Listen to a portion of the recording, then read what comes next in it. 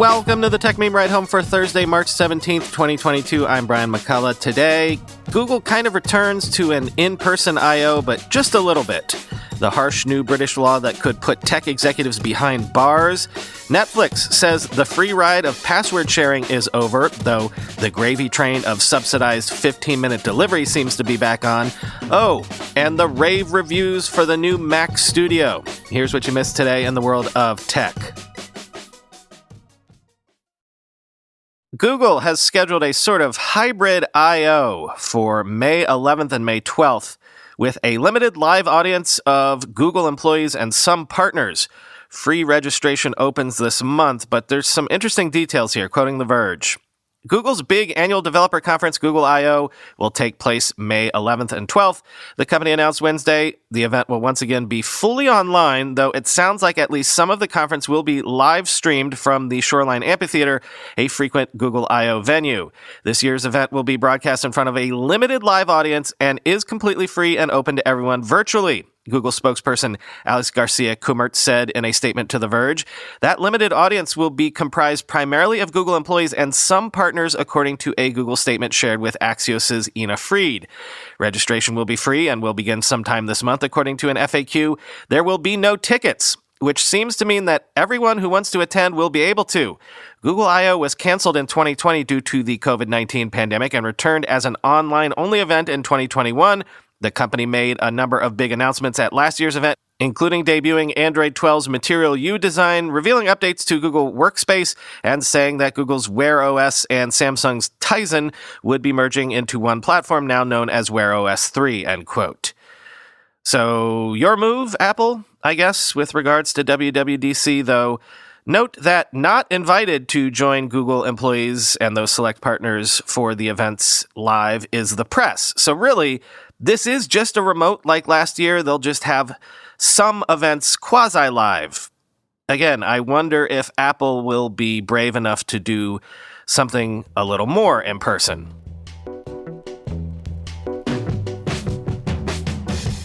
Technology executives could face criminal prosecution or even jail time if they don't abide by a new UK law that might take effect soon. Quoting the information. Executives from Facebook parent Meta Platforms, TikTok, and other big tech companies would face the prospect of jail time under sweeping new legislation proposed by the UK government that aims to curb illegal and harmful internet content. Under the online safety bill to be introduced on Thursday, tech executives may face criminal prosecution if they fail to comply with decisions made by the regulator in charge of enforcing the law. That penalty would kick in 2 months after the legislation, if passed, comes into effect, according to a briefing of the plan seen by the information. That's a more aggressive timeline than the 2 years mapped out in draft proposals last year.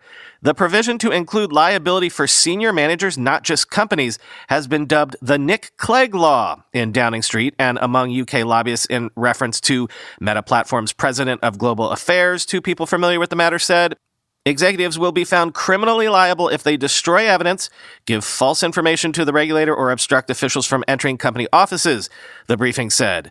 Companies, including Meta, along with civil society groups, have been lobbying against the bill, concerned that it would put onerous burdens on tech firms and curtail free speech.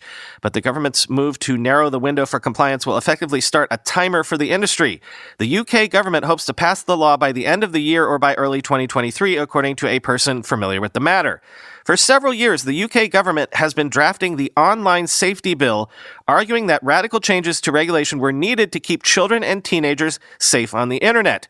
The proposed legislation would impose fines on companies of up to 10% of their global revenue if they fail to remove illegal content such as child sex abuse material. The bill would also require platforms to protect younger users from harmful content. The government's briefing flagged content that was linked to self-harm, harassment, and eating disorders.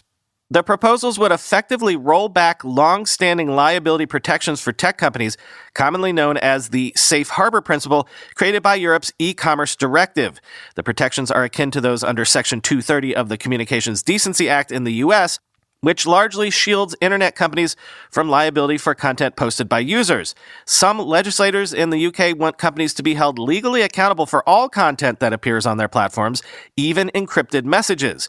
While some of the tougher parts of the legislation appear controversial in tech circles, the Boris Johnson-led government is confident the public largely supports the bill, particularly the measures aimed at protecting children, according to a person familiar with the matter. The bill was crafted against the backdrop of individual stories about children and teenagers affected by self-harm and eating disorder posts on TikTok and Instagram, incidents that regularly made the front pages of the country's news media. Recent polling on parts of the legislation shows a majority of respondents favor the online safety bill. Due to Johnson's Conservative Party commanding a majority of seats in the House of Commons, it is expected to pass, end quote.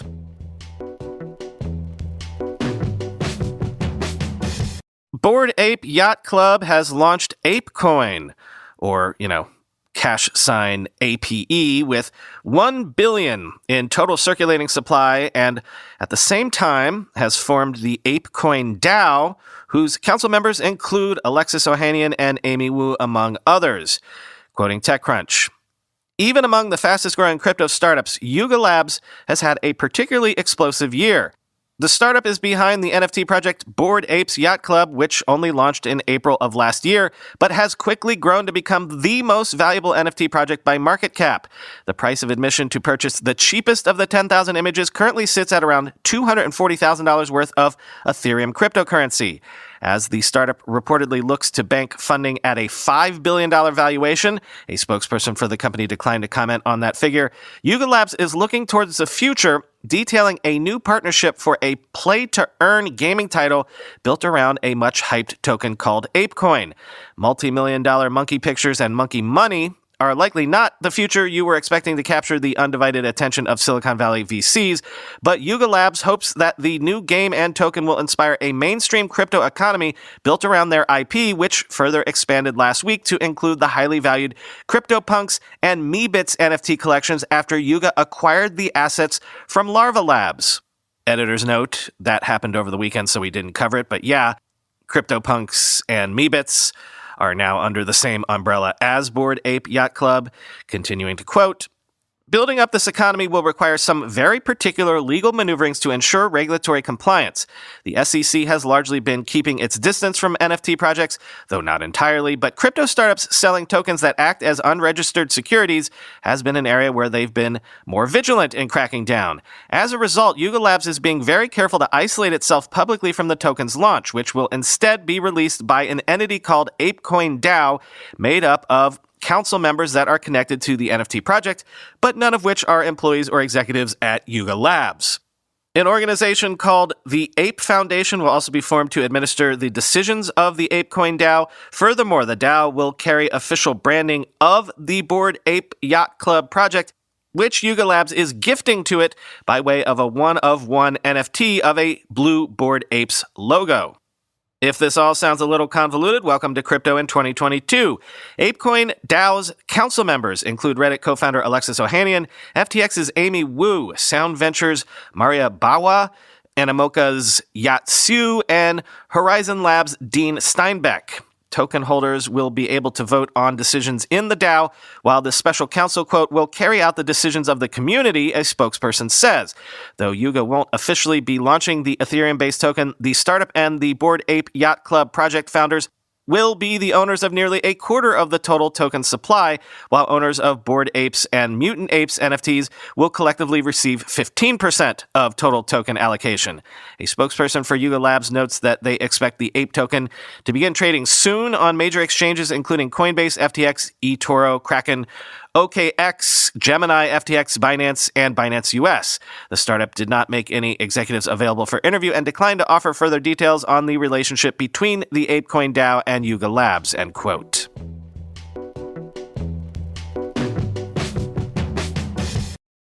When Netflix earnings and user growth hit a wall recently, I think we joked that they're finally going to have to crack down on that password sharing thing, right? Well, we weren't exactly joking.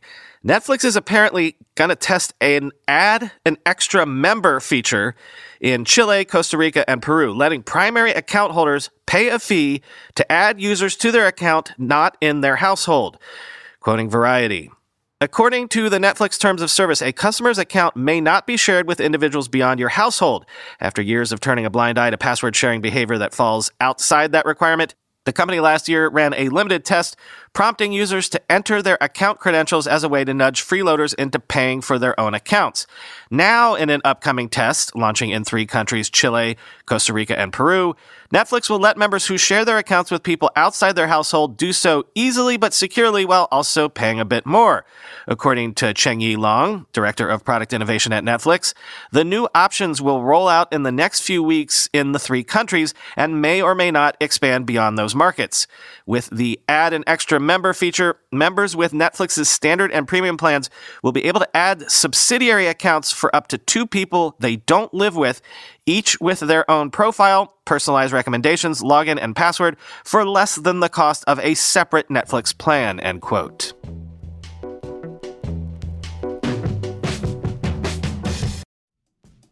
Want to change your career? There's never been a better time to become a programmer, and with Codecademy, you can learn to code on your own terms. Over 50 million people already know that Codecademy is the best way to learn to code. That's because Codecademy not only teaches you job-ready coding skills, but also helps you build unique projects for your portfolio, earn certificates, and even prep for technical interviews. I think that learning tech skills and opting into a career with limitless possibilities is a good answer to people quitting in this great resignation we've been seeing. With Codecademy, you can learn at your own pace and get qualified for in-demand jobs. Choose what to learn, from building basic websites to artificial intelligence and everything else you could want. No matter what your experience level, you'll be writing real working code in minutes.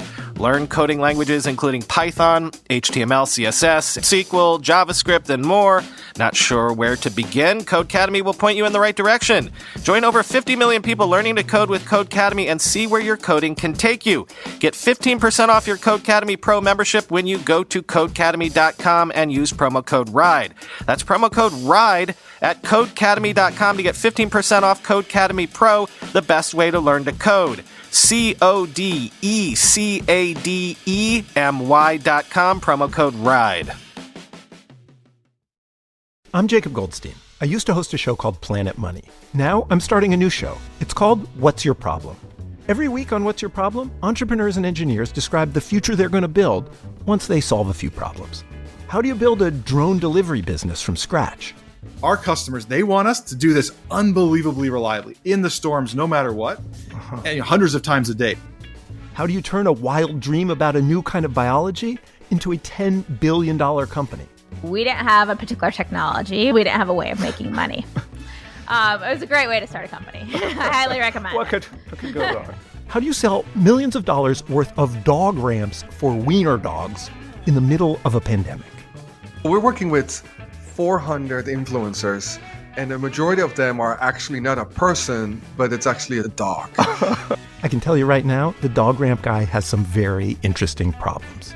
Listen to What's Your Problem on Apple Podcasts or wherever you like to listen. Well, the Mac Studio reviews are in. As ever, I'm going to go with the review from The Verge, as they don't really mince words at all. They talk about how they bought the previous 2019 Mac Pro desktop, souped it up reasonably, and gave it to their creative professionals at Vox Media, who were apparently quite underwhelmed with the previous Mac desktops. They didn't love them. It didn't improve their workload that much. But now, with the Mac Studio, well, let's begin quoting. I've once again given this device to a host of professionals on The Verge's team, and the reactions I saw couldn't be more different than those we saw in 2020. They were impressed. For their workloads, it's faster than anything they've ever used. It's changed what they can do. So I'm relieved that I can finally write in a review, the Mac Studio is the computer professional Mac users have been waiting for. There are actually ports on the front, including an SD card slot, which is a huge benefit for creative professionals. I was not prepared for how happy these accessible ports would make me. Every time I could plug something in without having to get up and duck behind my machine, it just made my day a little better. There are also 2 USB-A ports in the back, which I'm very happy to see that Apple didn't eliminate like it did on the 2021 iMac. These, in addition to being convenient for people like me who refuse to give up their USB-A mice and such, are another big bonus for professionals who use flash drives to transfer software and assets between clients. There are also 4 Thunderbolt 4 ports and an HDMI port on the back, and yes, you can run 5 displays out of a single Mac Studio at the same time if you want. This is all well and good, but the big news about the Mac Studio is what's on the inside, end quote. The review then gives anecdotal stories from various professionals at The Verge about how various creative production folks used their review unit. For example, their unit with the M1 Ultra allowed their illustrator to use features in Photoshop that he says he's never been able to use before. Quote, "And that's ultimately my biggest takeaway from this testing process. I've reviewed a whole bunch of computers in my career that are aimed at this exact market. I often get a workstation that seems like it can keep up with various creative workflows. I've never reviewed one that seemed like it could change the sorts of things creators can make. And that's what I heard across the board.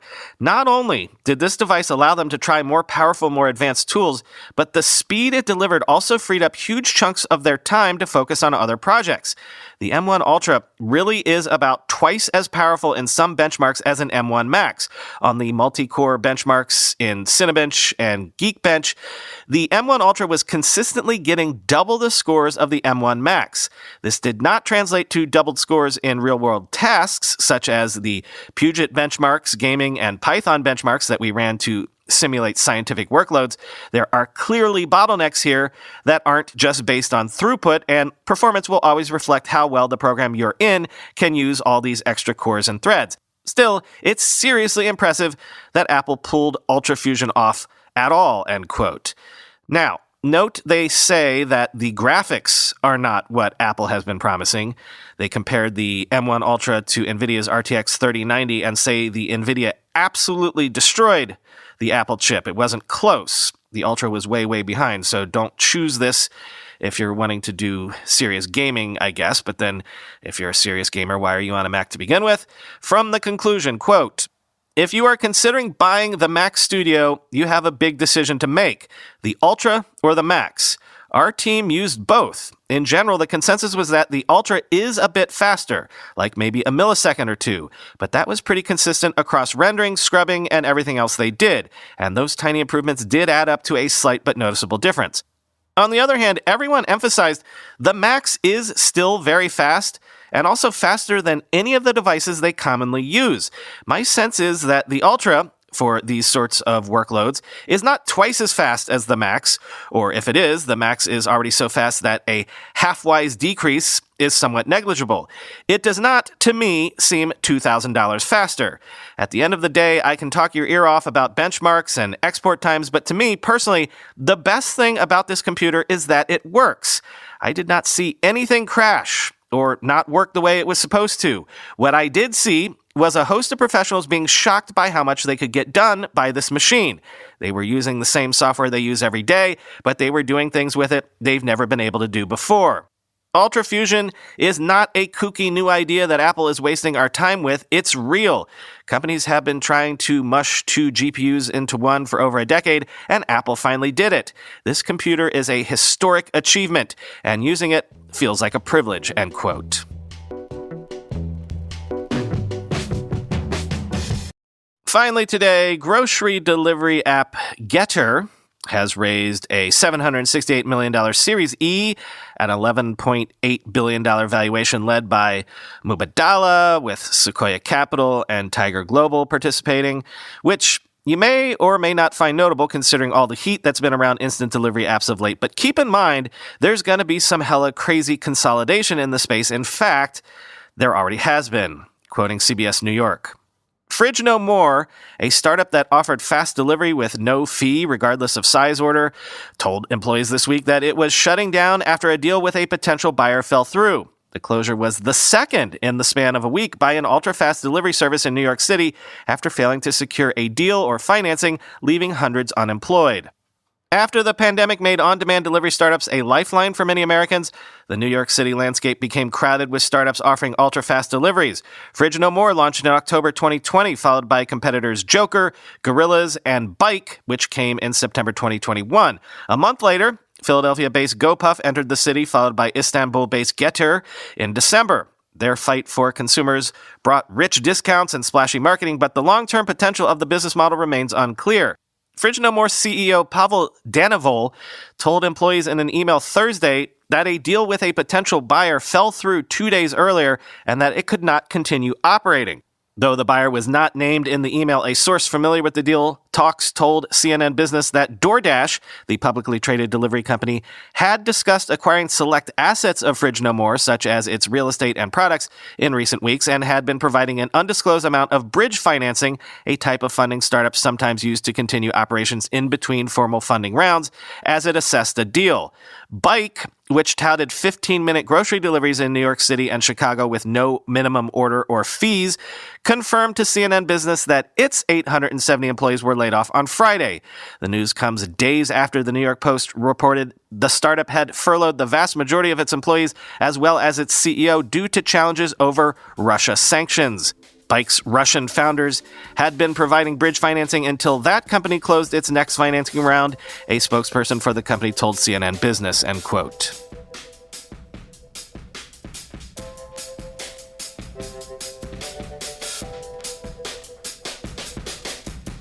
Update on my experience with these 15-minute delivery apps. Remember how I could order from especially Getter to take advantage of a $25 coupon on a single order of groceries of like whatever dollar figure I wanted. And then no sooner would I do that than I would get offered another coupon for $25 the very next day, and the very next day after that, and the day after that. Well, that sort of dried up quite noticeably as soon as March 1st rolled around. For the last couple of weeks, the offers were only for specific items like milk or something like that. I thought the party was over, but sure enough, last night a notification came through on my phone to get $25 worth of groceries from Getter for 2 cents. So I guess it's back on. I still have to assume that Tiger and the rest have done the math and that this can all work out profitably, eventually, someday. I mean, I don't see it, but for now, who cares? Once again, we'll ride this gravy train for as long as I can. Talk to you tomorrow.